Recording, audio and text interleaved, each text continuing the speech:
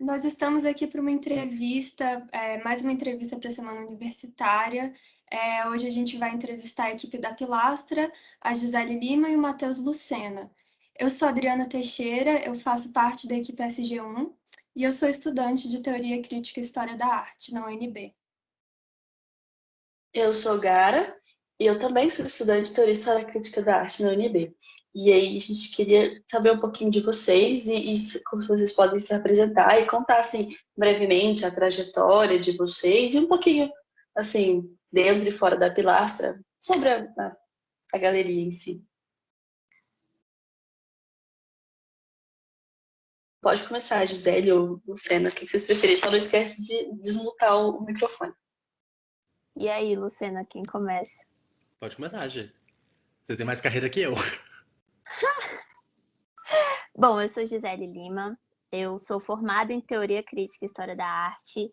Eu fui da terceira turma do curso, me formei, na verdade, junto com a segunda turma. E desde do meio da graduação, mais ou menos, eu já venho trabalhando com produção, com curadoria. Em 2019, eu me junto à Pilastra e já estamos completando aí 25 meses de trabalho conjunto. Gente, eu me chamo Lucena, faço parte da Pilastra desde 2017, fui uma das pessoas que fundou ela lá atrás. Louca, surtada, via de regra, tô supostamente me formando em Teoria Crítica e História da Arte. Eu tenho um interesse em especial por uma pesquisa 100% voltada para a arte contemporânea, com discussões daquilo que move e que de alguma maneira impacta nossos corpos no presente. Então, a gente está falando de movimentos racializados, de pesquisas que rondam a ideia de discussão de gênero e também da comunidade LGBT como um todo. Interesses em especial dentro do trabalho, acho que tem aí a curadoria, a produção. Eu amo montar uma exposição, é uma coisa que eu descobri muita diversão no meio desse caminho. E tenho pensado recentemente, assim, os amores, desamores, sabores e dissabores do trabalhar com arte, pensando muito sobre quando, como e os desafios de não ser herdeira ou não ser... Acho que é não ser herdeira mesmo no mundo da arte, o que é uma coisa relativamente desafiadora. Acho que é isso. E a Pilastra, para quem não conhece, a gente nasceu como galeria de arte, hoje a gente entende como casa de cultura.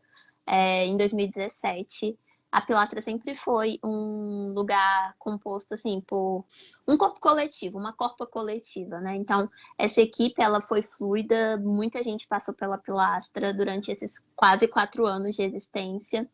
E hoje a gente está com o espaço físico fechado e está funcionando basicamente pelas nossas plataformas digitais, Instagram, YouTube, e tentando se reinventar nessa loucura que está sendo a pandemia.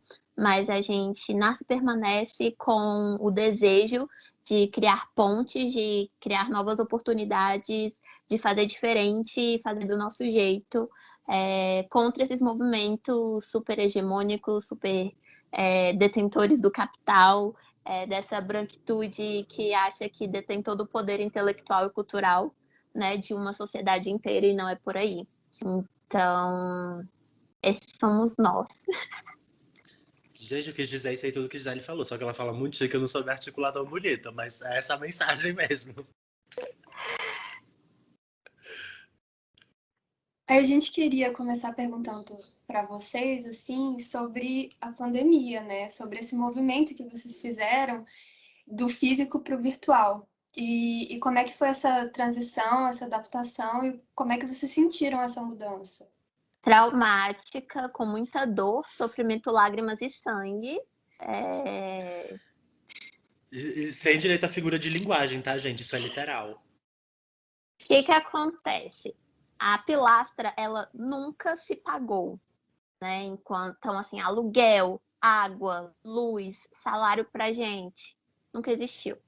O que a gente fazia era pegar trabalho e frila em outros lugares para completar sempre. Quando era completar, se não era pagar tudo, que a pilastra custava. Porque assim, vender obra de arte. Gente, vender obra de arte é uma coisa. Vender obra de arte de artista contemporâneo, vivo, início de carreira, em Brasília, é outra história. Então, assim, a gente não fazia fortunas de dinheiro como galerias grandes da cidade conseguem fazer. E aí, nisso da gente não conseguir pagar a pilastra pela pilastra, com a pandemia, os outros freelas sumiram. E aí a gente paga as contas como? Aí a gente tinha um problema com a proprietária do imóvel que a gente alugava. Um problema chamado homofobia. E aí esse problema, inclusive, faz com que a gente tenha boletins de ocorrência registrados contra essa pessoa. Quando veio a pandemia, que a gente falou, não vamos ter grana para pagar agora, dar uma atrasada, aquele descontinho, ela, não, vamos fazer o seguinte, vocês vão embora. Nós fomos, pegamos nossas trouxinhas, alugamos um lugar, tipo, infinitamente menor, onde só dá para guardar os móveis, as obras que estavam sobre a nossa guarda, enfim. E fomos pro digital. Na verdade, a gente ficou um tempo meio esperando para ver o que ia acontecer. A gente fechou a pandemia no dia da abertura da primeira exposição do ano, com turma de curso para começar na semana seguinte, com centenas de folders impressos de outros cursos que a gente ia panfletar na porta de escola, nos lugares. Assim, a gente morreu com tudo isso na mão. A gente ficou uns bons meses Uns 2 perdidaço. meses, né? A gente esperava que fosse uma quarentena mesmo, só não foi. E aí a gente não foi. Aí começaram até algumas iniciativas. Eu acho importante pontuar que teve o Festival no Seu Quadrado, que foi promovido pelo Gabinete 24 do Fábio Félix. E aí essa movimentação, a gente fez nossa primeira live, a gente voltou, aí a gente entrou pro digital e falou, tá, o mundo agora é esse. A partir daqui a gente faz o que e faz como. É. E aí, daí pra frente, a gente entrou nesse esquema de tentar descobrir o que pode ser um produto de arte na internet, né? Se a gente trabalhava com a ideia de conseguir promover novos artistas, se a gente conseguia fazer das tripas coração para montar exposições. Uma discussão que a gente teve muito lá atrás era de como foto de obra não dava conta para fazer uma exposição digital, daí a Pilastra não ter feito nenhuma exposição digital nesses tempos de pandemia, porque pelo que a gente fazia, a internet não era o suficiente para se equiparar. Então a gente foi tentar pensar produtos, né, e tentar pensar sustentabilidade, como é que a gente consegue se manter dentro da internet. E pensar produtos. Desculpa te Não, interromper. eu ia citar só assim, a ótima experiência que a gente teve com a experiência de acompanhamento crítico pela internet. Que foi o nosso primeiro produto, foi um sucesso. Teve a Gisele e a Mariana Destro como curadoras acompanhadoras pelo período de 4 meses, de 3 meses? A primeira turma foram 4 meses. Foram 4 meses. Foram 4 meses e mais de 20 artistas interessados em paralelo. 24. E a gente ficou com uma lista de espera para além disso. Então, sim, a gente ficou com uma lista de espera. Foi incrível, a gente conseguiu fechar mais 3 turmas depois disso.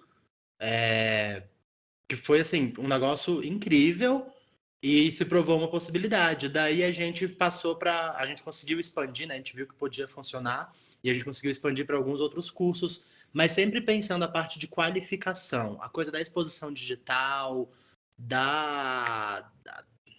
ai, sei lá o que mais inventaram nessa pandemia, gente, mas que não. Pra gente não, a gente não foi atrás porque não tinha fôlego e também porque às vezes não tinha funcionalidade mesmo. Então, é isso, Gi, vai lá. Muitas vezes não tinha tesão também, né? Porque é isso, assim, a digitalização, tipo, a fotografia de uma obra de arte não é obra de arte. E aí a gente faz o que com isso, né? E eu acho importante pontuar que a gente fala produto de arte, porque a Pilastra é uma empresa, né? E a gente precisa se manter, a gente precisa viver, e a gente precisa pagar as pessoas e os agentes culturais. E aí isso era uma política que a gente já tinha assumido um pouco antes e que a gente continua batendo na tecla, porque a nossa classe de trabalho, ela é muito sucateada, né? Eu falo assim, que o grande pesadelo da sociedade, enquanto contexto neoliberal que a gente vive, é ter as condições de trabalho que os trabalhadores da cultura já têm. Então é isso, tipo, o pesadelo das pessoas é ter a nossa vida, sabe? Então, vamos lutar contra isso também. Eu acho que querer pagar todo mundo, querer que a gente tenha condições decentes de trabalho, lógicas decentes e saudáveis, faz parte da militância que a gente precisa ter enquanto profissionais da arte, sabe? E aí a gente entra nesse limbo aí de vamos fazer, vamos militar, vamos ser coerentes, vamos ganhar dinheiro, vamos sobreviver e vamos surtando no meio do caminho. Eu assino embaixo. Queria aproveitar que vocês já começaram a falar dessa questão tão polêmica assim para quem trabalha com arte, que é dinheiro, né? E perguntar um pouco sobre como isso entra na trajetória da Pilastra. Porque no podcast que a gente fez com a Gisele Lima, que inclusive quem estiver assistindo esse vídeo pode ir lá ver o podcast que a gente entrevistou a Gisele, a gente chegou a comentar essa questão da Pilastra ser subsidiada por vocês e a Gisele chegou a falar do patrocínio da Bex e tudo mais. E eu acho muito interessante pensar essa questão e como vocês desenvolveram ao longo da pandemia, porque o que a gente vê das galerias é que normalmente elas pensam no mercado primário e secundário, mas vocês começaram a pensar meio que subprodutos, não sei se Eu acho que é uma poderia nomenclatura colocar assim. acertada.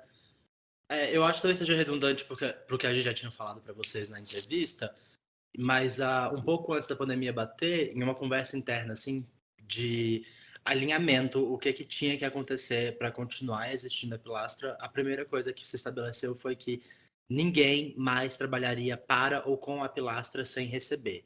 Mesmo que não fossem, assim, 3 salários mínimos para uma montagem de exposição, alguma coisa ia ter que ser paga. Então, isso automaticamente fez com que várias coisas que a gente queria fazer não pudessem acontecer porque não tinha grana para elas, e que as coisas que fossem acontecer fossem coisas que fossem pensadas para serem financeiramente sustentáveis. Então, pagar artistas para colocar as obras deles numa exposição digital? Não. Mas oferecer um curso que vai conseguir financiar as pessoas que vão trabalhar para esse curso acontecer? É possível. Então, a gente... Pagar. Por Não, você exemplo, fala que a gente não teve tempo de fazer isso no mundo físico, porque essa decisão foi tomada pouquíssimo tempo antes da pandemia. Então, o que a gente pôde fazer foi ir atrás de produtos sustentáveis para fazer acontecer. Então, assim, nos cursos digitais não é diferente, porque se não der um número mínimo de alunos nos cursos que a gente faz, esse curso é cancelado, porque não adianta fazer um curso onde você vai trabalhar durante 2 meses, várias horas por semana, para ganhar R$ 200. Isso não é sustentabilidade.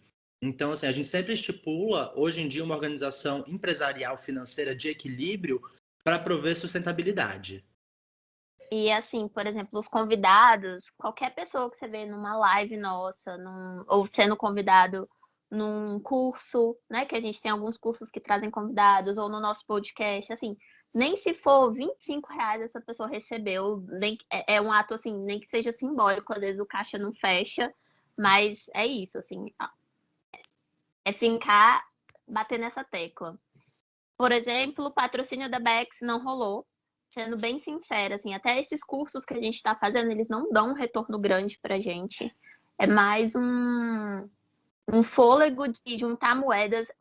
A gente fez uma analogia, outro dia a gente estava pensando, assim, que o que os cursos de fato retornam para a gente é muito semelhante ao que a venda de bebida que a gente fazia nas vernissagens voltava.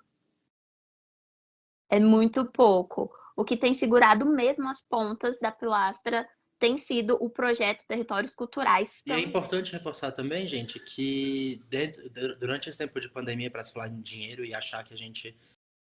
reforçar esse ponto da Gi. Se vocês forem no nosso feed, vocês forem olhar qualquer nome de qualquer pessoa envolvida em qualquer ação, hoje a gente pode falar com garantia de que desde março de 2020, toda e qualquer pessoa foi remunerada. Então, assim, os convidados de podcast, remunerados. Participações em lives, remuneradas. Tudo, tudo. Ninguém não foi pago para fazer parte.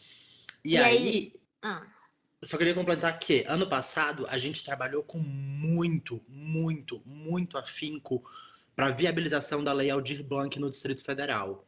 Então, a boa parte também do subsídio que agora se complementa com o apoio do Gabinete 24 vem da Lei Aldir Blanc aqui no Distrito Federal. A Pilastra participou ativamente de reuniões, de cartas públicas assinadas coletivamente em nome dos conselhos de cultura independentes para fazer a Lei Aldir Blanc acontecer. A gente trabalhou ativamente para que outras pessoas fossem beneficiadas e a gente também foi beneficiada. Então, ela também se soma. Eu ia falar da Aldir Blanc também, que rolou.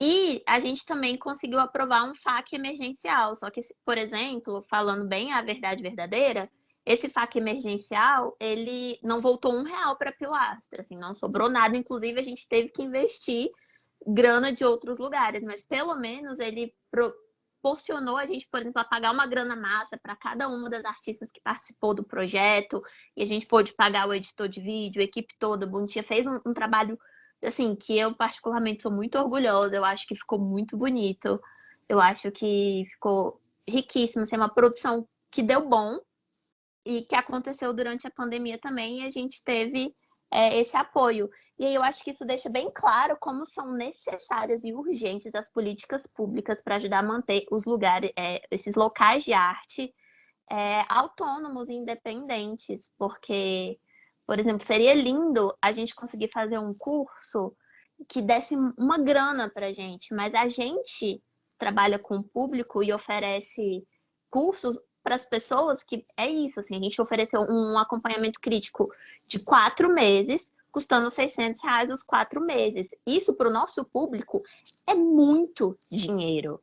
Mas a gente sabe que para a realidade de outros contextos, de outros lugares que oferecem curso de artes, às vezes isso é uma mensalidade.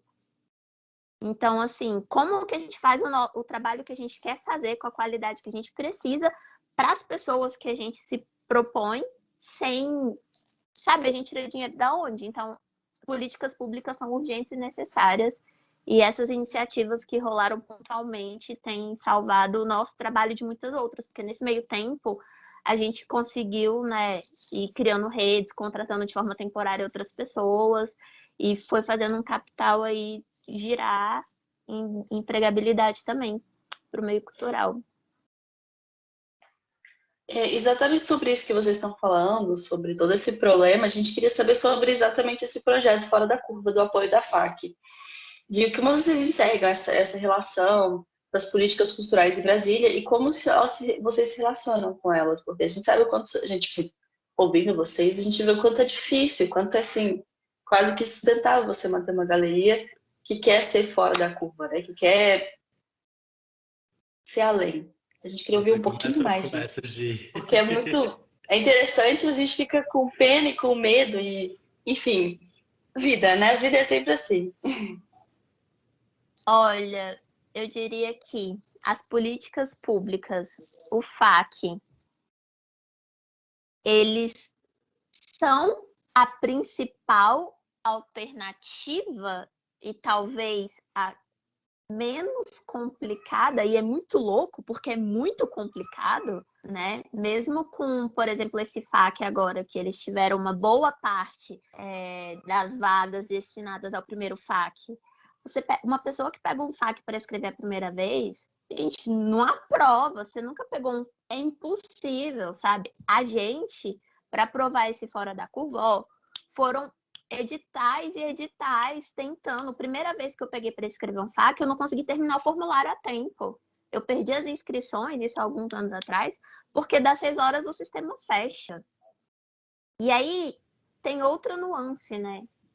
Eu acho que eu posso afirmar com uma certeza absoluta, assim, desde que eu me formei, a maioria dos projetos que eu consegui trabalhar, me sustentar, empregos que eu tive, a grande maioria, a verba veio do FAC ou veio da Lei de Incentivo à Cultura, a falecida Lei Rouanet, né? E assim, troca governo, e principalmente na situação atual que a gente vive hoje, ferra tudo. A gente fica na mão do governo, e é isso, na virada de 2018, a gente teve FAC cancelado, a gente teve Caixa Cultural sendo fechada. E a gente teve uma galera ficando sem emprego nessa onda mesmo. Eu perdi um emprego que, tipo, tava tudo tranquilo, tudo suave, porque não tinha dinheiro, não tinha de onde tirar dinheiro. Então, assim, a política cultural, ela salva hoje, voltou, a coisa voltou a rolar, teve Aldir Blanc e tal. Não é como era há um tempo atrás, não voltou a ser a mesma coisa, mas elas existem, elas estão aí. Mas, ao mesmo tempo, é muito frágil. A gente precisa arrumar outras formas para além do governo, porque senão a gente fica na mão do governo, e a gente sabe o governo que a gente tem hoje, e aí como a gente vai depender, sabe? Não sei. Vocês pegaram a gente num momento só de crise, que é o que tá tendo. Eu quero complementar isso, reforçando que eu acho que tem duas frentes aí a serem discutidas. A primeira é, o Fundo de Apoio à Cultura do Distrito Federal, ele é um tesouro. Ele é altamente complexo, mas ele é um tesouro e ele é nosso, enquanto trabalhadores da cultura, artistas, performers, produtoras, galera de backstage, ele é nosso. E a gente tem que brigar pela manutenção dele. Eu tô falando de brigar sério, gente, assim. Tô falando de manifestação, tô falando de carta pública, tô falando de bater boca, tô falando do que for necessário para fazer o FAC não ser atacado. E ele é constantemente atacado. A gente viu aí um fundo de apoio que ele empregar uma cadeia gigantesca de milhares de trabalhadores para reformar um teatro. Foi isso que aconteceu com o FAC de 2018. Ao mesmo tempo que ele é o nosso tesouro, ele é muito difícil de ser acessado, porque ele requer um nível de organização sinistro que quem está começando às vezes não tem. Eu tive exatamente o mesmo problema da Gia. Alguns anos atrás, eu não consegui enviar meu primeiro FAQ, trabalhando com várias pessoas, porque não terminamos a tempo. E só um ano depois, para conseguir tentar de novo. Então, ele é essencial e para quem estiver assistindo a gente, é bom salientar que ele é uma coisa que te requer organização. Você não vai escrever, você não vai trabalhar durante 50 horas sequenciais agora para receber uma grana e ser aprovado mês que vem. Isso não vai acontecer. O projeto Fora da Curva, ele foi enviado em abril de 2020. Os recursos dele só caíram na nossa conta na segunda semana de dezembro. Então a gente está falando de um espaço de tempo de 8 meses entre você colocar todo o trabalho de enviar, esperar ser aprovada, caso seja aprovada, para aí então receber os recursos e aí então poder começar a trabalhar. No entanto, estamos em julho de 2021 e ainda estamos trabalhando em fora da curva, porque a gente tem uma etapa que o público não vê, que é a etapa de prestação de contas. Isso continua sendo trabalho, isso continua sendo demanda para quem propõe um projeto. Então, assim, saibam que a gente pode enviar, a gente pode conseguir aprovar, mas não é uma coisa que vai te manter financeiramente por um ano, assim, não vai. Mas certamente vai te ocupar por um ano. É isso, assim, um FAQ, ele define, na verdade, o calendário de trabalho da maioria dos agentes culturais aqui do DF do próximo ano. Então, assim, teve FAQ agora em junho. Foi em junho? Uhum. Foi em junho.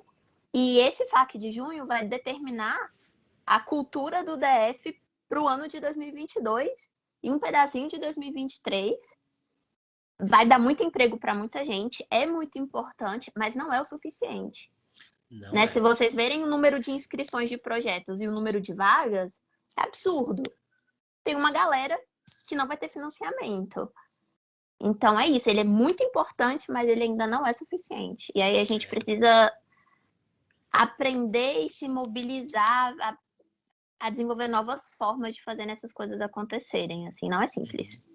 E aí eu citei duas vertentes, porque a primeira é essa, né, de articulação de políticas públicas. O FAQ é um exemplo dela, mas a gente tem outras possibilidades, como as emendas parlamentares, que podem servir para apoiar vários espaços, como o projeto Territórios Culturais, que está apoiando mais de uma dezena de espaços por meio da emenda do deputado Fábio Félix, mas isso continua sendo política pública.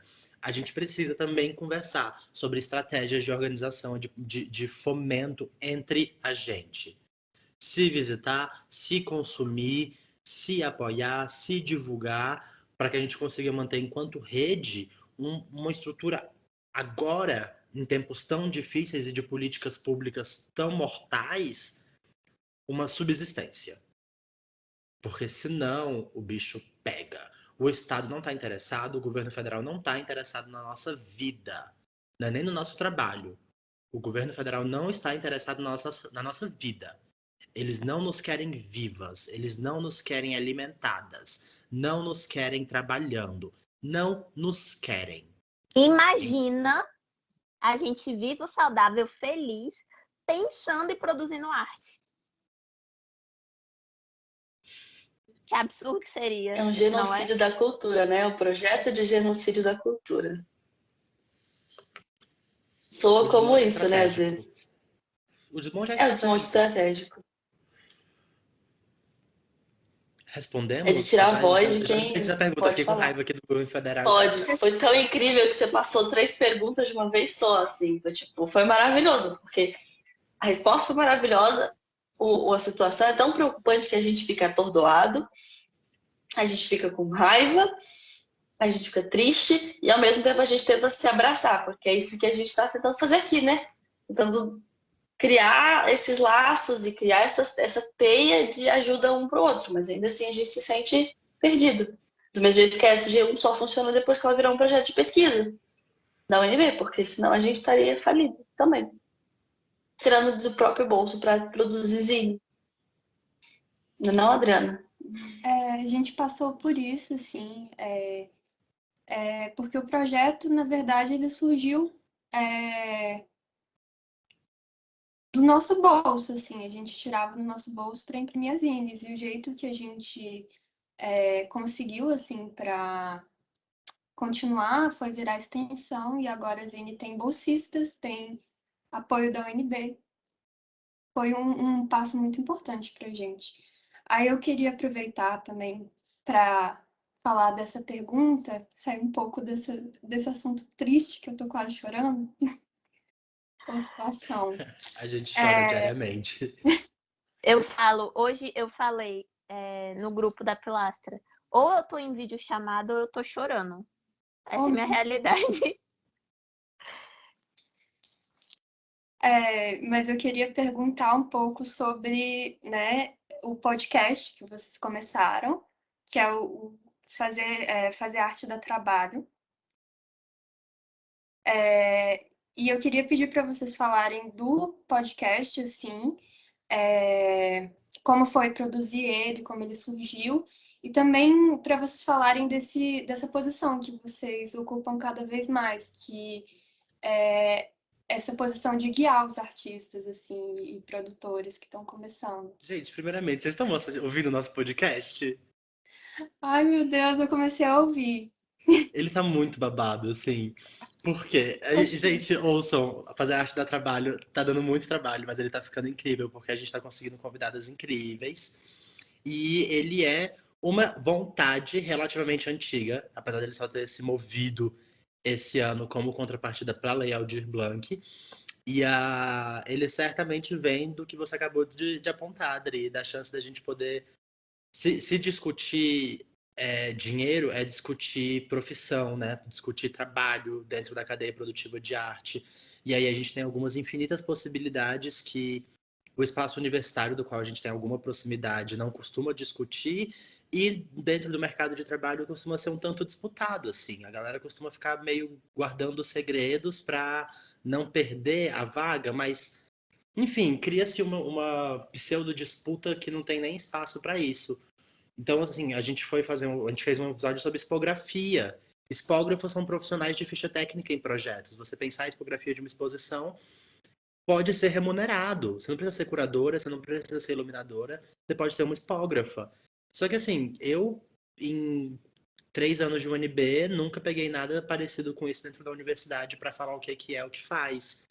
E a gente conseguiu uma pessoa que está fazendo mestrado em expografia para falar sobre isso. Mas não, para além da vida acadêmica, essa pessoa trabalha e assinou múltiplas expografias. Essa pessoa é a Virginia Manfrinato, inclusive, uma produtora incrível aqui aqui do Distrito Federal, que manda muito. Então, é a chance de poder conversar sobre possibilidades profissionais de se conseguir fazer dinheiro e circular socialmente dentro do mercado de arte. O mercado, gente, não tô falando de venda de obra, não. Tô falando do mercado profissional que move exposições, museus, instituições, projetos, tudo. É isso, assim. Eu não sei a realidade de como está sendo hoje das pessoas que fazem, por exemplo, o curso de Teoria Crítica e História da Arte, que foi o curso que eu fiz. Mas eu saí do ensino médio e entrei no curso de Teoria Crítica e História da Arte. Eu não venho de uma família que as pessoas não têm nem a cultura, tipo, o costume de ir em museus. Não é um rolê que minha família faz. Minha família não tem artistas. Falar que não tem artistas, tem uma prima de segundo grau chamada Brunete BG. Nós somos as artistas da nossa família. É isso. E aí, eu entrei na universidade, fui fazer curso de Teoria Crítica e História da Arte. Eu e todo mundo em volta, a gente falava, tá, mas a gente vai trabalhar com o quê? A gente vai fazer o quê? Até a gente começar a ouvir falar, por exemplo, curadoria, tipo, o que era curadoria, e aparentemente era, tipo, a principal profissão que um teórico, crítico, historiador poderia ter, para além de se enfurnar na academia para tentar ser, sei lá, pegar a vaga do seu próprio professor, né? Que era isso, tipo, você vai ficar na academia até você fazer um doutorado e esperar algum professor seu se aposentar para você fazer concurso para a vaga dele. Era isso ou ser curador. Isso já foi o quê? Quinto, sexto semestre? Aí eu comecei a entender o que era produção cultural. E aí eu percebi que, por exemplo, do meu grupo de amigos formados, pessoas formadas, ninguém conseguia trabalhar na área. Tipo, eu era uma das poucas pessoas que estava atuando de fato. Isso era muito, me parecia muito errado. Mas aí eu tive a sorte, e não sei nem se é sorte, mas enfim, não sei como falar isso. Mas eu comecei a trabalhar, e aí quando eu entrei na primeira grande produção, que eu descobri que existia esse mundo do edital, que eu descobri o que era o FAQ, porque mal se falava de FAQ quando eu estava no curso da UNB, sabe? Inclusive, para os artistas, tipo assim, mercado, você vai corromper a sua alma para o mercado, você vai ser um artista vendido, porque você tem que ser um artista institucional acadêmico, sabe? E tá, e a comida, e meu aluguel, e minha roupa, quem paga, sabe? E E os aí, boletos? meus boletos, que eu sou millennium cringe, entendeu? Tem que pagar boleto, que eu não sou mais geração Z que paga as contas fazendo TikTok. Talvez um pouco, né? Se vocês verem, aguardem o Instagram da Pilastra, vai ter TikTok sim, vai ter rios. Mas, perdi o foco. É indignante, sabe? A gente precisa falar, a gente precisa profissionalizar o meio, assim. E e aí nasce esse desejo de falar da cadeia de trabalho, das profissões possíveis, das atuações possíveis. Uma coisa que eu sempre gosto de falar, é importante falar o que a gente fez, porque a gente sempre erra nos processos de fazer as coisas. Mas quando a gente conta sobre o que a gente fez, a gente conta o que deu certo, o que deu errado, a gente dá a possibilidade da pessoa que está ouvindo ter uma ideia de fazer melhor, de ir lá e melhorar, de ir lá juntar um lé com um cré e fazer um babado muito grande. Eu acho que construir cultura é sobre isso, sabe? Se fosse sobre ficar um engolindo o outro, ai, não vou mostrar a planilha orçamentária do meu projeto, ai, não sei o quê, a gente não vai para lugar nenhum. Porque arte não é sobre isso. Trabalhar com cultura não é sobre isso. Se fosse sobre isso, a gente ia se meter lá no mundo empresarial, entendeu? Se você quiser trabalhar assim, com cobra engolindo cobra, o futuro da arte, nem o futuro do mundo, porque o mundo está acabando por causa de gente desse jeito. E a gente está, inclusive, vendo na pandemia, porque começa desse jeito, termina lá desmatando todo o planeta, os bichos indo para o lugar errado e a gente está tudo doente aqui na pandemia. É mais ou menos isso. Então, tudo começa com a mal caratice humana. E aí a arte não dá para ser sobre isso. Então, a gente tem que se ajudar e construir junto. Gente, hoje eu tô atacada. Socorro. Mas você andando embaixo de tudo, gente. É isso. Mas Então, é o fazer arte para exatamente trabalho isso. vem daí, tá? Então, gente, sobre o meio virtual, assim como traz, assim, ele traz vários desafios, ele também traz possibilidades. Como vocês estão tentando alcançar essas novas pessoas? A gente sabe um pouco dos cursos que vocês estão dando e tal. E aí, como vocês têm conseguido essa expansão de público-alvo e como vocês se sentem sobre essa mudança exatamente do presencial, que é uma coisa tão mais touching que a gente tem, né? Tão mais próxima, para esse virtual. E como isso está mudando no público de vocês? E aproveitar também para falar que a gente tinha colocado em outra pergunta que a gente escreveu vez, sobre essa relação dos alcances, assim, de como às vezes vocês estão alcançando pessoas muito mais longes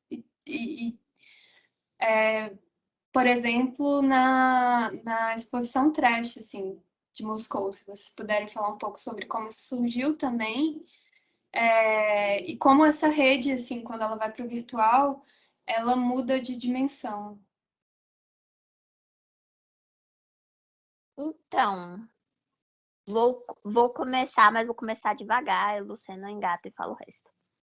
Eu diria que o digital muda muito, mas recorrer ao digital não foi uma estratégia que nasceu com a pandemia.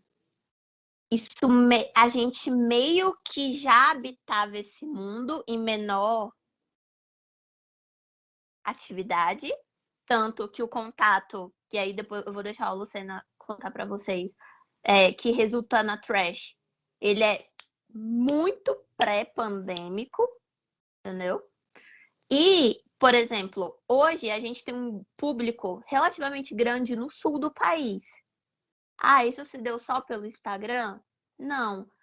Em 2019, a gente fez uma parceria com a Bienal de Curitiba. E aí, por causa da Bienal, a Bienal acabou levando a gente para Curitiba para conhecer a Bienal, para fazer uma fala lá. A gente conheceu o pessoal da Ponto de Fuga, que é uma galeria. E aí, uma coisa vai puxando a outra, vai puxando a outra. E aí, compartilha um post, não sei o que, a gente cria uma rede. Então, tem esse ponto, que o digital ele ajuda muito, não é uma coisa nova.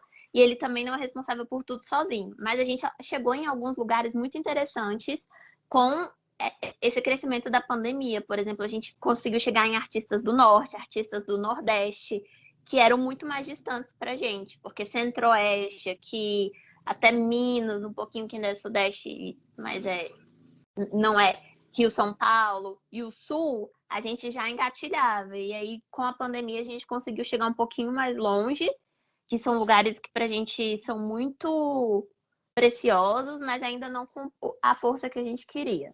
Mas aí sobre a Trash, por exemplo, o Lucena, que adora isso de querer dominar o mundo, entendeu? Eu queria o quê? Transformar a minha vila, mas o Lucena quer dominar o mundo. E é ele que gosta dessas pontas internacionais. Gente, porque eu sou rata de DM, assim, via de regra eu É fico o pique e o tentando. cérebro. É A perfeito. gente é bem complementar nisso. Porque isso de alcançar novas regiões do Brasil é essencial. A internet. Eu queria acreditar que a gente pudesse falar, não, putz, foi resultado somente de uma mega campanha de reposicionamento digital, pelo qual a Gi é absolutamente responsável. Assim, a Pialastra estava presente, mas engatinhava, a gente foi engatar sob o comando da Gi para mídias digitais. Assim, ela entende disso muito melhor do que eu, por exemplo. No entanto, eu sempre fui mais sorrateira de DM de Instagram, assim, de ver perfil alheio.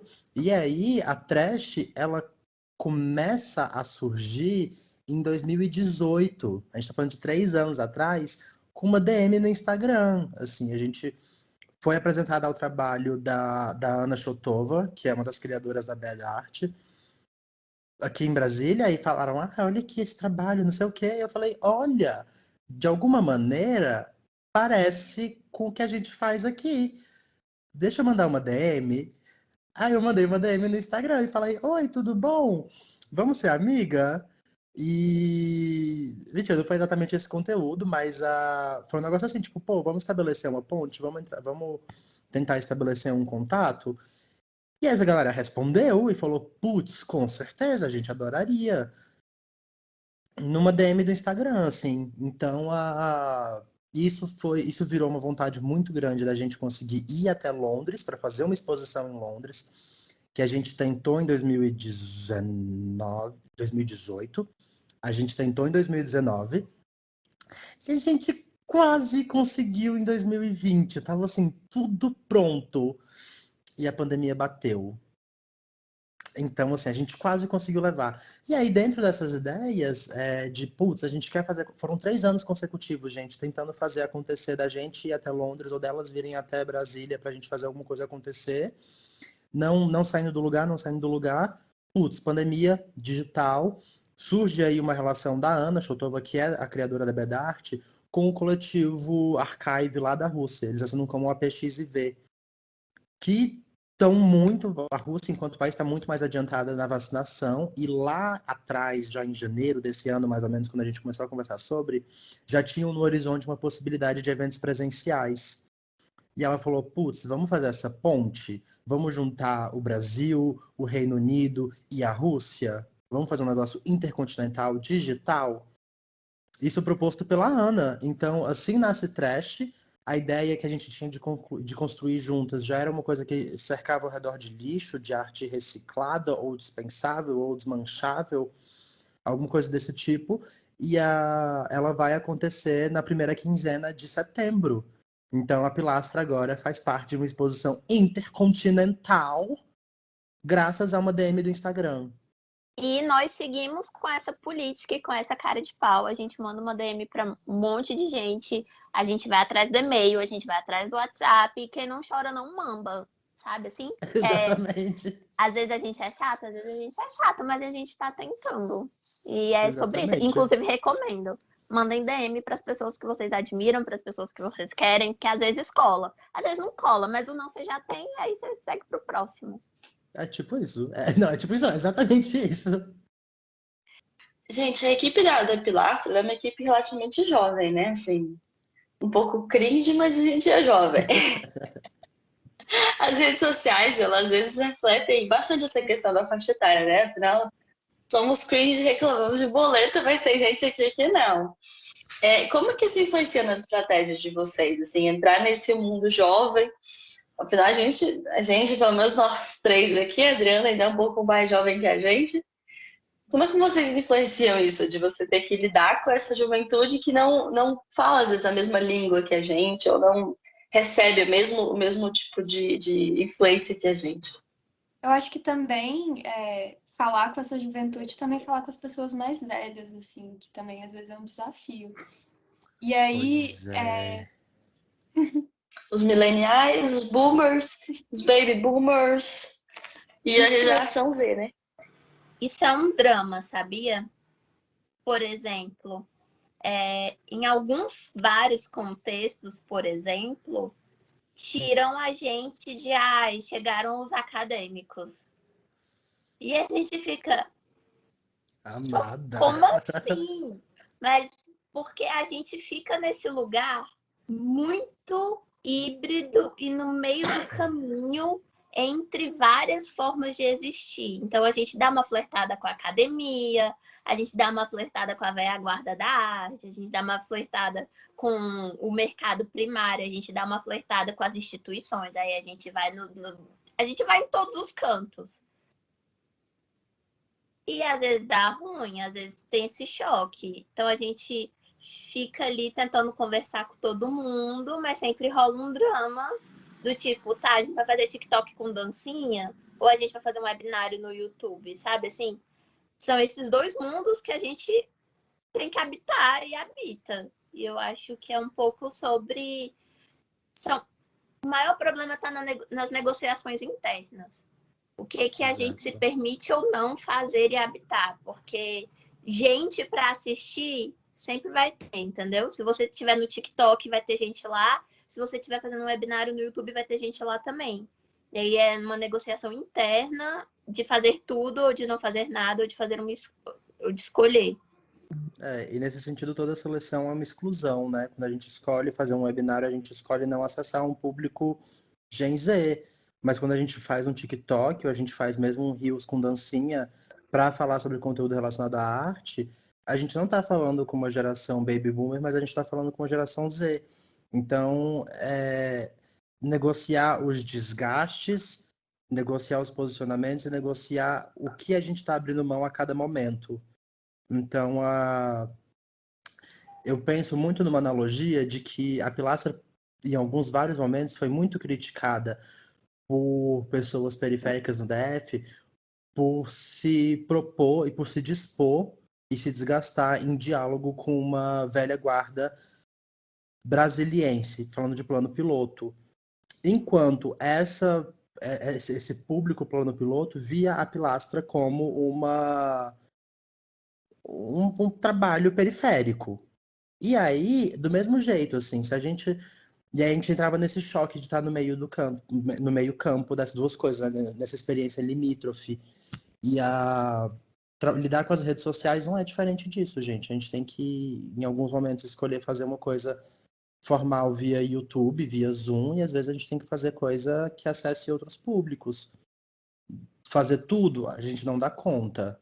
Discutir sobre o que a gente vai conseguir fazer e o que implica isso em termos de exclusão de público, a gente conversa sobre. E aí, cada vez é uma escolha diferente. Mas hoje em dia a gente está em praticamente todas as plataformas com conteúdos diferentes. A gente não tá no TikTok, mas a gente faz reels, tá? Exato. Meu irmão sempre me falava uma coisa interessante sobre isso, que cada escolha é sempre uma renúncia, né? E sobre o que vocês falando sobre estar nesse meio termo dos espaços, a própria pilastra como um ponto de localização, ela era um meio termo. Porque estar no Guará era o meio termo, mas estar numa periferia que não era tão periferia e não tá também no centro carapuano. Então ele sempre estava naquele meio, tá no limbo, né? No limbo da existência. E Eu acho que aí, se vocês acompanham a gente há alguns anos, como eu sei que a Adri acompanha, por exemplo, vocês já acompanharam discussões públicas e algumas sessões de escracho público que questionavam vários desses pontos, mas a gente nunca negou nada deles. Sim, a quem perguntar, às vezes a pilastra é periférica? Sim, às vezes não é. Não é. A gente teve uma conversa muito rápida sobre isso segunda-feira, né, Gi?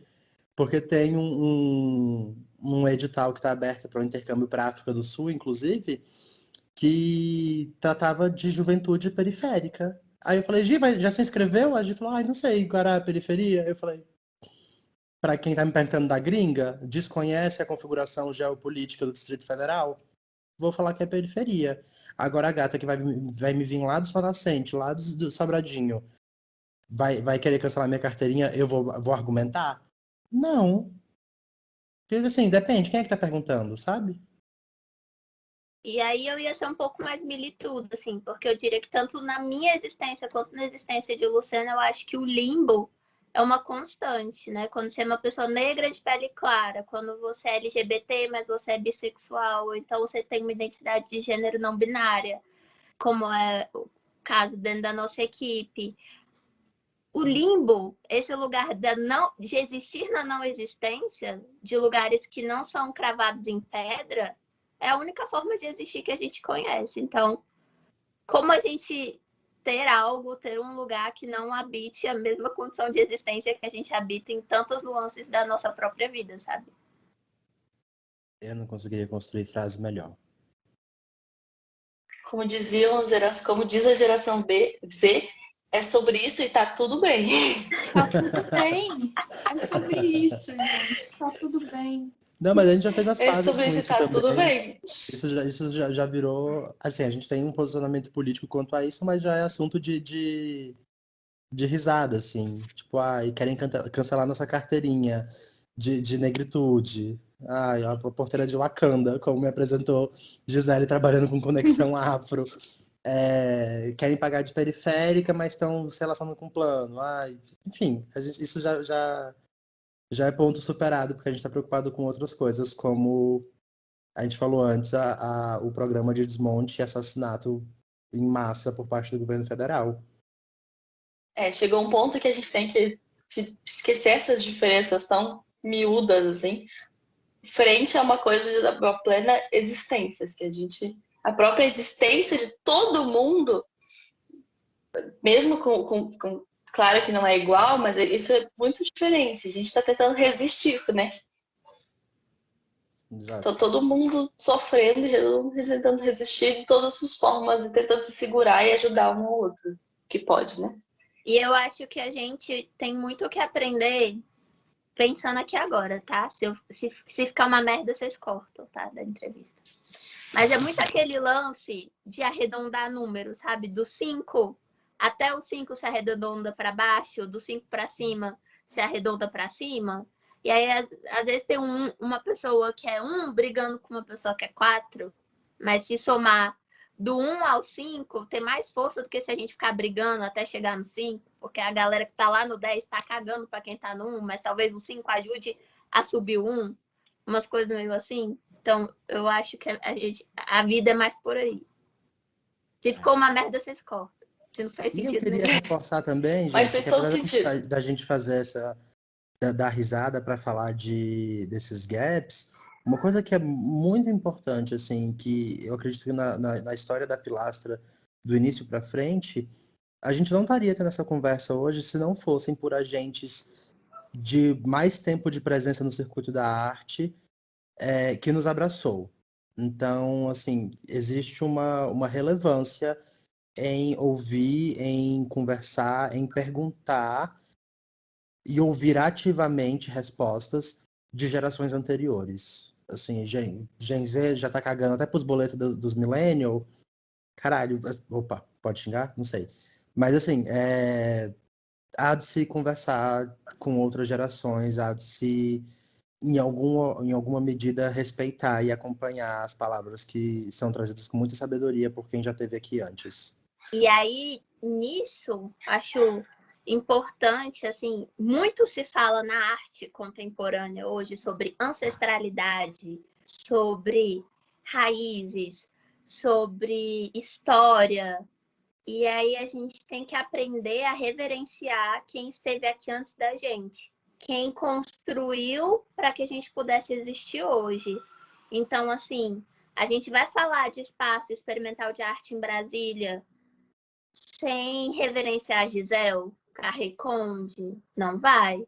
A gente vai falar sobre sustentação de espaços independentes sem reverenciar a Sinara e o trabalho que ela fez com o Elefante? Não vai, sabe? Eu acho que é isso, assim.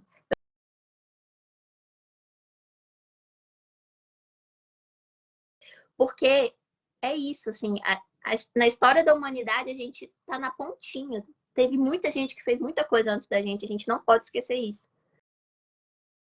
Foram muitas existências para a gente existir e fazer o que a gente faz hoje. Eu queria aproveitar essa questão que vocês trouxeram, assim, desse diálogo quase que mediador que vocês fazem entre as gerações, entre periferia e centro e tudo mais.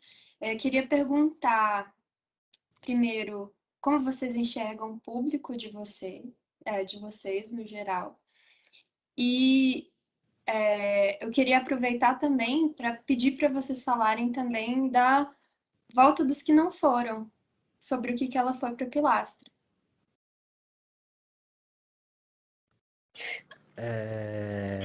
Um tiro pela culatra. Ah, eu vou jogar real. Um tiro pela culatra, assim. Porque Porque. Não, vai lá, gente.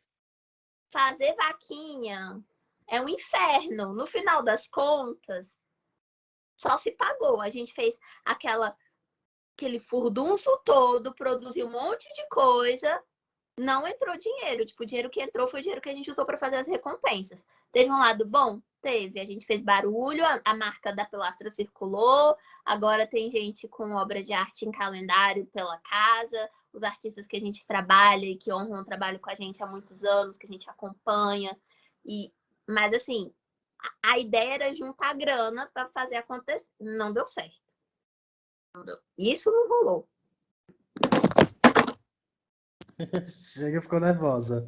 Gente. E aí, a volta dos que não foram foi isso, gente. Um grande furdunço que a gente conseguiu fazer para, putz, estamos viva, estamos fazendo, e a gente está na internet, a gente vai continuar fazendo, mas que não gerou qualquer recurso, assim, que era a expectativa quando ela foi organizada. Quanto ao público, eu quero dizer que depende da ação. Porque a gente tem um público do qual a gente não quer abrir mão, certamente são o público de corpos marginalizadas dentro da sociedade brasileira. Então, a gente está falando de pessoas racializadas, a gente está falando de população LGBT, a gente está falando de população indígena, a gente está falando de moradores de periferias. E aí, esse mérito da periferia que a gente não vai entrar aqui. Mas que esse a gente não abre mão, e para qualquer atividade paga, por exemplo, que a Pilastra ofereça, existem bolsas gratuitas. A gente não faz nada pago que não contemple vagas absolutamente gratuitas para pessoas desses grupos. Nada. Absolutamente nada. Então, esse público, ele é um público que, primeiro, são as nossas, somos nós próprias, fazendo para aquelas que se assemelham ou que se aproximam em vivência. Esse público a gente não abre mão.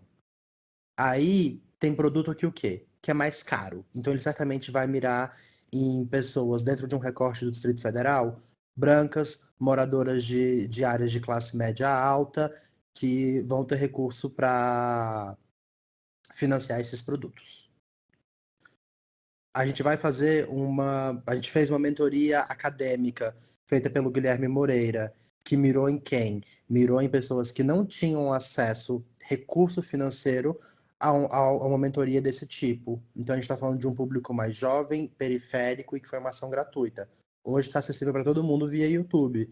Mas é isso, eu acho que depende muito de qual é o produto que a gente está discutindo no momento. Mas, em geral, eu diria que o nosso público, ele é um público de jovens artistas.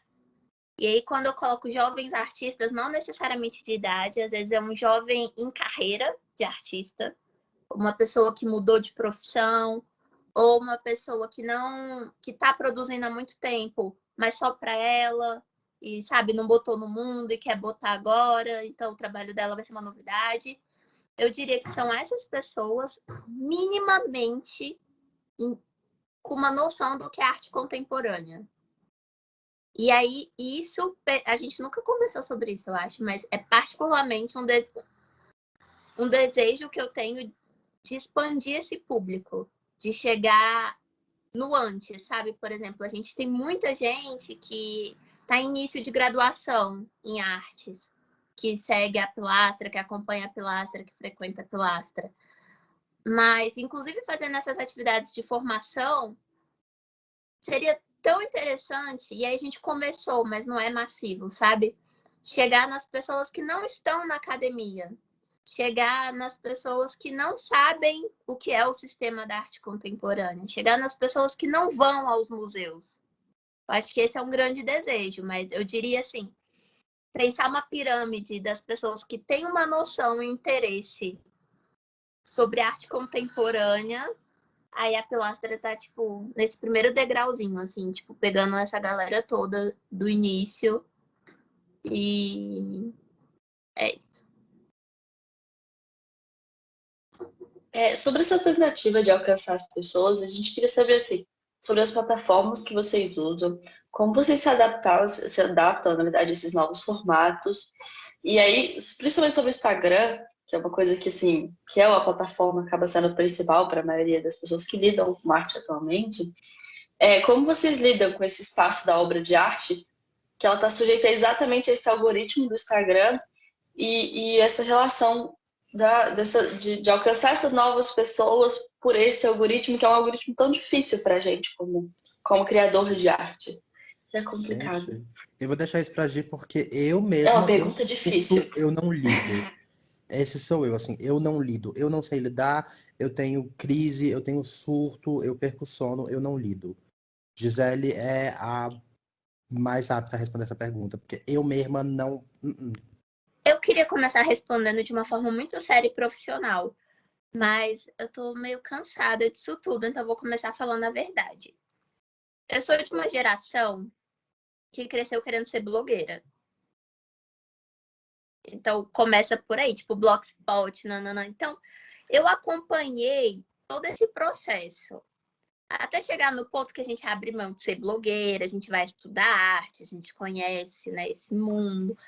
Aí a gente se forma, a gente vai vai cair numa empresa, a gente vira MEI, aí você descobre que você é empresário, e aí você descobre o que é empreendedorismo, e aí tá todo mundo na internet, aí você cai aonde? No marketing digital.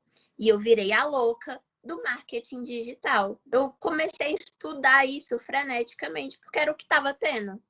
E aí, desde então, a gente vem adaptando essas estratégias que eu tenho estudado e visto que funciona, e mesclando com estratégia de criação de conteúdo, com marketing de vendas. E aí a gente foi em tudo quanto é demônio que você possa imaginar para vender a alma, eu fui atrás, assim, para tentar aprender e descobrir como fazia. Acho que deu muito certo. Eu não lembro os nossos números no início da pandemia, mas assim, o nosso número de seguidores, por exemplo, na página do Instagram da Pilastra, tipo, bombou. Hoje a gente tá com 5.300, eu acho, seguidores. Eu acho bastante coisa. E durante a pandemia isso cresceu muito. E aí a gente está lidando com isso e a gente está usando a estratégia de criar conteúdo mesmo. Então, todos os nossos cursos que a gente lança, a gente divulga indicação de bibliografia, indicação de artista, a gente faz live sobre, dando conteúdo gratuito para além do pago, porque a gente sabe que não é todo mundo que consegue, mesmo a gente tendo as bolsas, não é para todo mundo. E uma forma de informar, entreter, manter as pessoas na nossa rede. Então, a gente tem usado essa estratégia. Respondeu? Eu não sei, senti que eu me perdi no meio do caminho. Respondeu sim, respondeu muito bem. A próxima pergunta a gente vai ter que reformular, assim, porque a pergunta era se vocês se sentiam mais à vontade no ambiente físico ou no virtual. Eu acho que já ficou bem claro, assim. Mas eu queria perguntar essa relação entre quais são a diferença entre o lado positivo de estar em um ambiente virtual e o lado positivo de estar em um ambiente físico e como vocês enxergam essas diferenças, assim. Posso começar falando? Hoje eu tô falante demais. Eu senti um fenômeno que aconteceu com o início da pandemia. Que eu comecei a trabalhar com produção cultural e curadoria em 2015. Então, de 2015 até 2020, foram aí o quê? 5 anos. Trabalhando, fazendo, trabalhando. Parecia que ninguém tava vendo, sabe assim? Você só tá no corre, você só tá fazendo o que você precisa fazer. Aí veio a pandemia e todo mundo começou a falar sobre o que já fez, falar sobre o que faz. E aí eu senti que os trabalhos, as coisas que aconteceram, elas tiveram outra visibilidade. Parece que as coisas cresceram, mas em outro espectro, sabe? Num espectro mais social, de relevância, de levar em consideração as coisas que foram feitas. E aí eu senti uma mudança nisso, assim. Que antes a gente só fazia e agora a gente começou a falar sobre as coisas que a gente fez, o que fez as pessoas entenderem isso e processarem esses trabalhos de outras formas.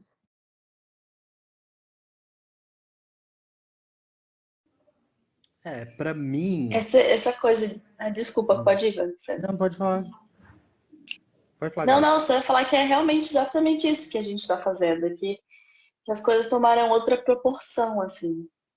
A gente conseguir valorizar o que a gente já fez e entender a importância disso na nossa trajetória, né? Mas, por Sim, favor. pra mim, super. Mas eu ia falar que eu tenho, gente, uma experiência bem difícil, assim, com me adaptar à internet. Via de regra, na vida, eu não tive boas experiências com a internet. Encontrei alguns machucados no meio do caminho com coisas que chegaram via internet. E eu sou uma pessoa muito física, muito presença, muito corpo. E eu sinto uma falta absurda de uma vernissagem, por exemplo, de montar uma exposição, de sabe, existir junto com outras pessoas fisicamente. Então, nesse sentido, sim, eu me quebrei um bocado no meio da pandemia.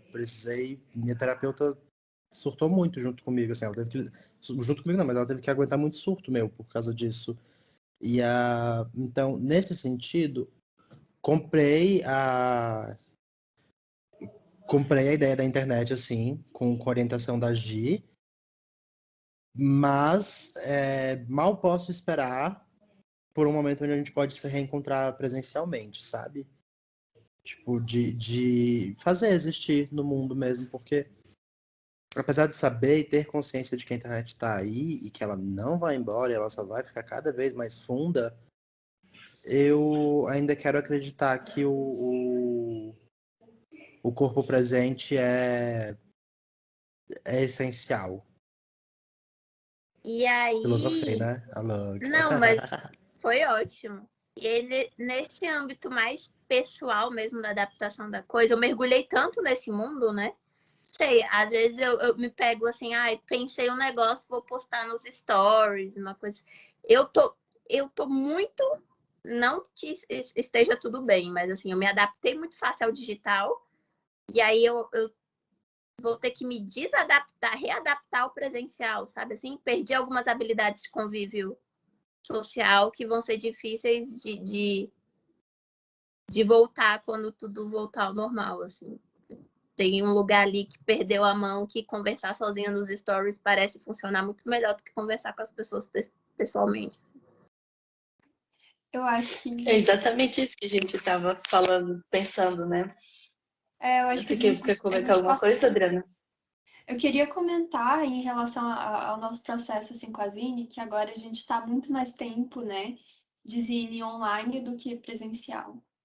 Era um provisório que se tornou meio que permanente, né, porque é mais de um ano, e que a Zine ela surgiu justamente nessa necessidade de fugir do virtual e ter um negócio físico, então, e ter um negócio físico que você guardasse, que era aquele papelzinho pequenininho, assim, super fofo.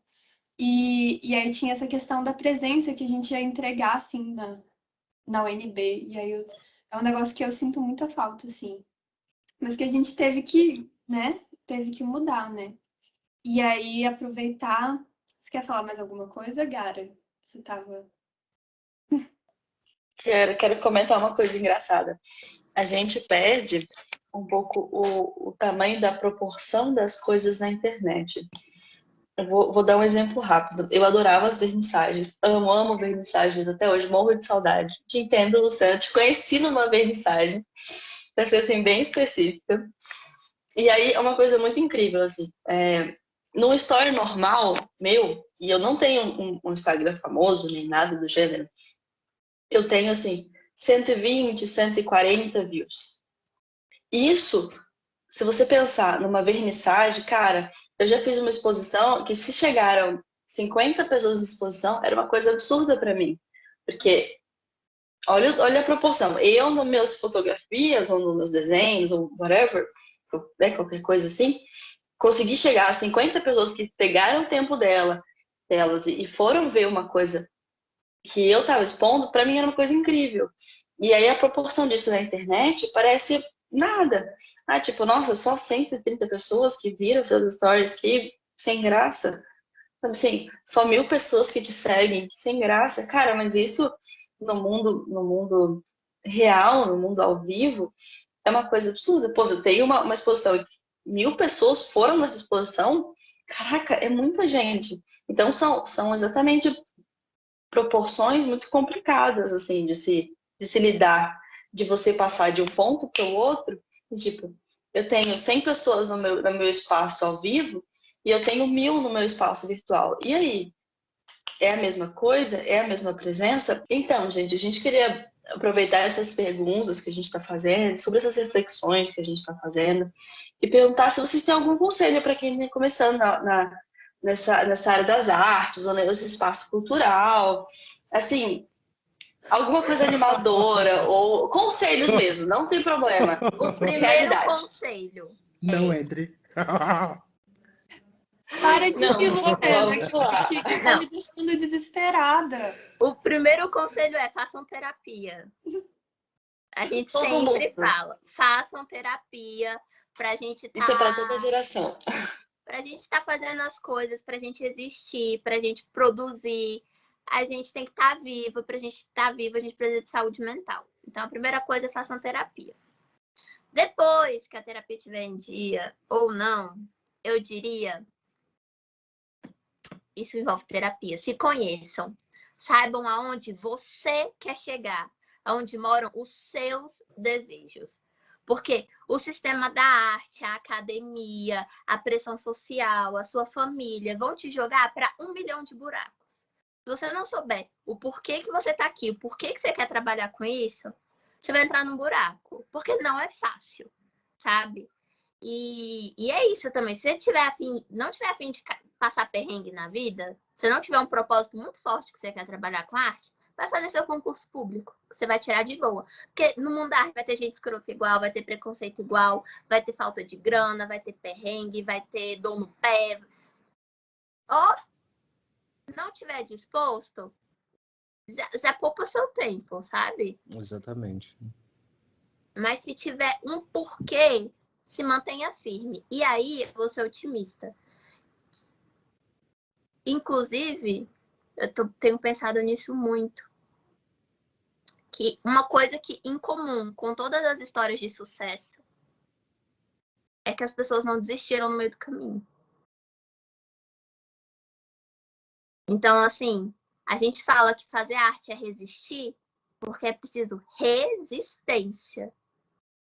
Vão vir momentos caóticos como esse que a gente está vivendo hoje. Vão vir outros, porque a vida é sobre isso. E se a arte resiste, ela resiste por um motivo. Então, que mantém os nossos princípios, a nossa vontade e o nosso porquê. Se for vazio, que fique no meio do caminho mesmo. Não poderia, de novo, falar melhor, assim. A dica é terapia e saibam o que vocês querem. A vida é uma Difícil grande montanha-russa, né, gente? Sim. Se fosse montanha-russa, a gente até dava um jeito. Mas o bagulho é muito mais louco. É tipo um tornado, um tsunami, uma invasão alienígena. Aí quando você vê o quê? O planeta Terra implodiu. A gente tá em Nárnia, brigando com o leão e com a feiticeira. E aí passa E com um Smurf no meio guarda-roupas. do caminho. É mais ou menos isso a vida. E aí, E tentando sair do guarda-roupa. Tentando sair do guarda-roupa. Intenso. Ai, parece até triste quando a gente fala assim, mas tem as suas alegrias. A gente tem uma vida muito difícil. Gente, Viver de Isso arte é não muito dá. difícil, né? É difícil pra caralho, mas eu não eu consigo pensar em pouquíssimas outras possibilidades de vida que seriam tão frutíferas de alegrias e de bons frutos quanto o trabalho com arte, assim. Eu realmente não consigo imaginar um lugar de mais felicidade, e isso não livre de senso crítico, de saber que tem uns perrengues no meio do caminho, do que eu trabalho com arte, mesmo. Pode dar dor de cabeça, pode tirar seu sono, pode tirar sua sanidade em alguns momentos, sem dúvida alguma, como qualquer outra profissão. Mas, porra, eu acho que vai te dar felicidade como poucas outras. Pouquíssimas. tem uma frase de alguém que eu não sei quem é, mas que não é minha. Que diz que quem é artista porque precisa ser artista, não é artista porque quer ser artista. E aí eu acho que isso vale para qualquer pessoa que trabalha com arte. A gente trabalha porque a gente precisa. Se fosse uma escolha, tava todo mundo bem tranquilo, sendo bem básica, né? Sei lá, com um emprego desses bem básico, tranquilo, assim, que dá 6 horas da tarde. Aí você desliga o computador e acabou o trabalho.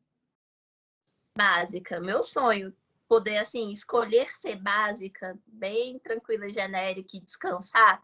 Mas não dá. A gente que nasce assim, meio doida, meio artista, meio doida, meio surtada, a gente precisa estar fazendo as coisas.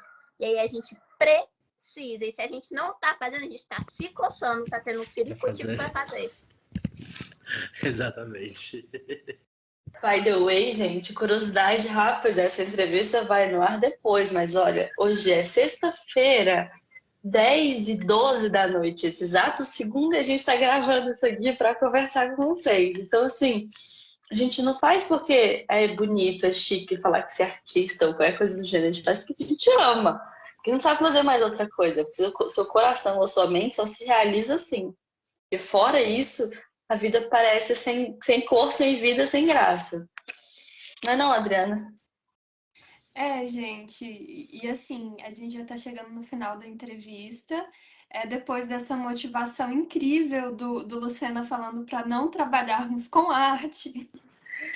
Não, gente, é piada. Trabalhem com arte sim. Mentira, É trabalhem com incrível. arte. A gente se abraça e sobrevive. Só é É, É muito porque, difícil. é porque para Todos os sobreviver a gente áreas precisa são ter um pouco de difíceis. deboche, um pouco de bom humor. Então levem como bom, mas deboche, é tá? ruim, É né? sério. É O bom. deboche é intrínseco à arte contemporânea. Agora, Intrínseco!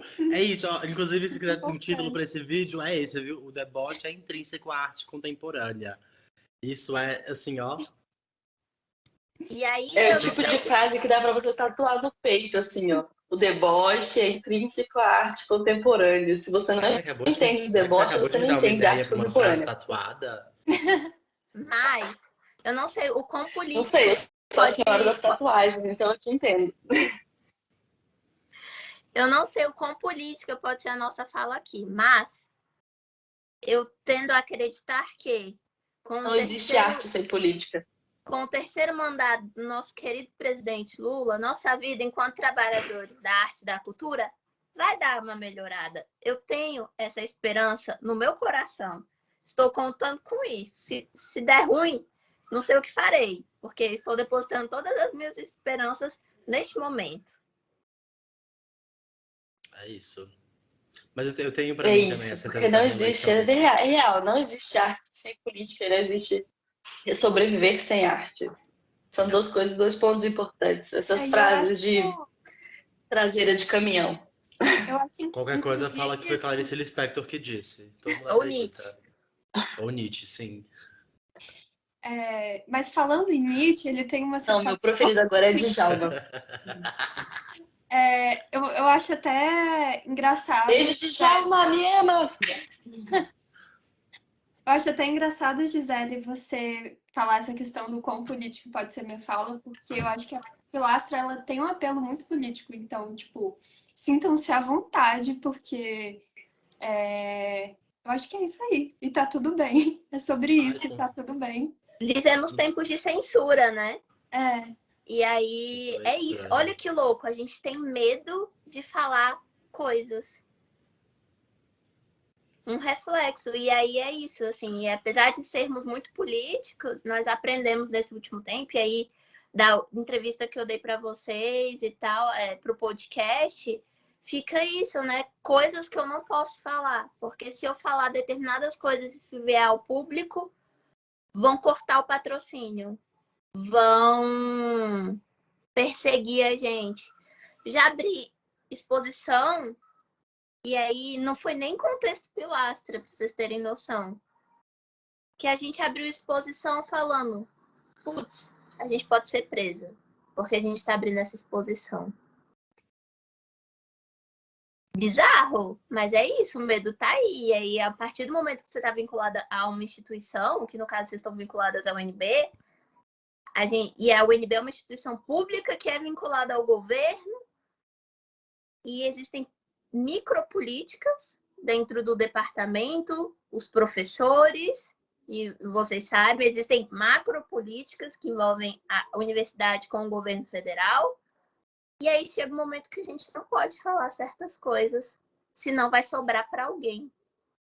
E eu acho que isso é sintomático do sistema que a gente tem vivido nos últimos anos, assim. Para a gente não achar Certamente. que tá tudo bem. Nós não temos mais direito à livre expressão, sabe? Não está acontecendo. Estamos vivendo em tempos de censura, sim. Mas a gente não acha, Dri, em momento algum, que o nosso trabalho não é político, que o nosso posicionamento não é político. Importante relembrar que dentro do Distrito Federal, a Pilastra foi o espaço que manteve uma faixa gigantesca por mais da metade dos 560 dias em que Luiz Inácio Lula da Silva foi preso, estendido, pedindo pela liberdade dele.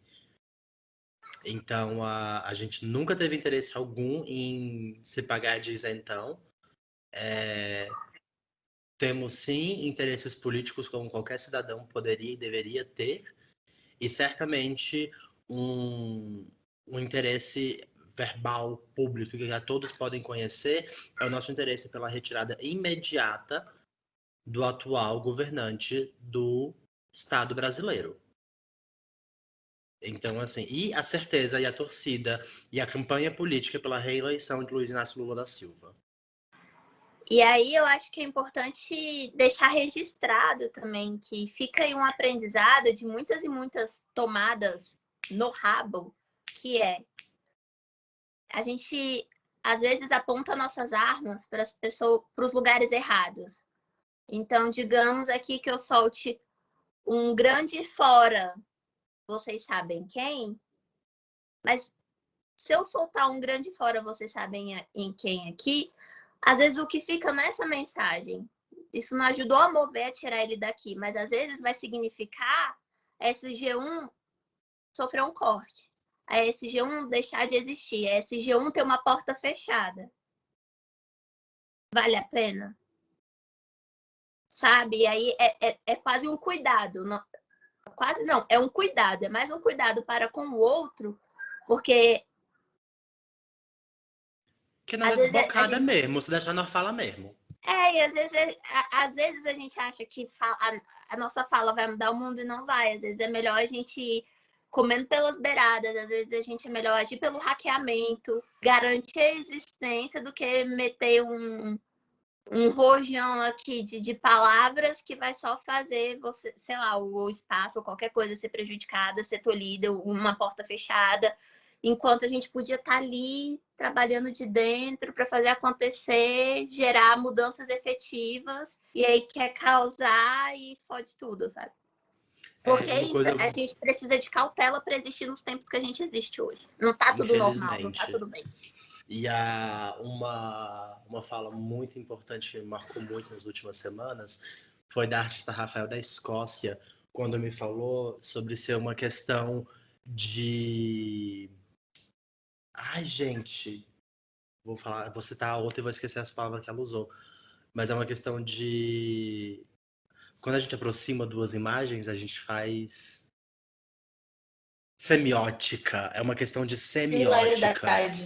Sobre desde já, se a gente tem aí uma realidade antipetista estabelecida numa classe média ascendida pelo governo PT, que desde já a gente passa a ressignificar símbolos que vão desde a cor vermelha até o uso do número 13, até outras coisinhas que vão se assimilando. Então, a gente não pode esquecer que para chegar onde chegamos, um golpe se estabeleceu com a retirada de Dilma Rousseff. E que se em 2018 a coisa estava cagada, quem fez em 2018 estava trabalhando com o orçamento de quem deu o golpe. Esse indivíduo tem nome.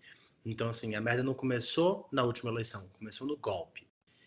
E para a gente conseguir reestabelecer uma estrutura mediamente saudável, pelo menos encaminhada para o saudável dentro da cadeia cultural de trabalho, a gente tem que restabelecer desde agora, gente. É falar sobre os nossos candidatos. Que se a semiótica desses candidatos se aproxima de um número específico, de uma cor específica, que a gente passe a, desde já, colocar isso na cabeça. E colocar isso para o público, e colocar isso no olho das outras pessoas, para que quando seja a hora de irmos até as urnas, que a gente tenha ali já a semiótica embrenhada na cabeça de todas. Não é só semiótica, né? Não é só semiótica. Uma coisa interessante... Então, o ponto interessante, assim, que vivemos 14 anos e crescemos, né? Nossa geração cresceu dos adolescentes para agora adultos, achando que muitas coisas eram direitos e que isso estava estabelecido. E aí a gente chegou agora e percebeu que esses direitos, eles não estavam estabelecidos. Eles foram conquistados, eles precisam ser sempre reafirmados. O direito da sua sobrevivência, do direito da importância da cultura, o direito de você ser uma travesti e poder viver, porque até isso não se é questionado hoje em dia. Então, assim, de perceber que esses pontos, eles são frágeis. Da mesma forma que a nossa democracia é frágil. Parece que é uma coisa estabelecida porque a gente cresceu nesse meio, mas não é. São poucos anos ainda de uma democracia comparado com outras. Então, assim, tudo é muito frágil. Todos os direitos, eles são frágeis. A partir do ponto que chega uma mudança de poder ou uma mudança de pensamento rápida, né? Esse rápido eu falo assim, 2, 3 anos, que isso tirou boa parte do que a gente achava que era um direito e começou a se tornar novos momentos de luta.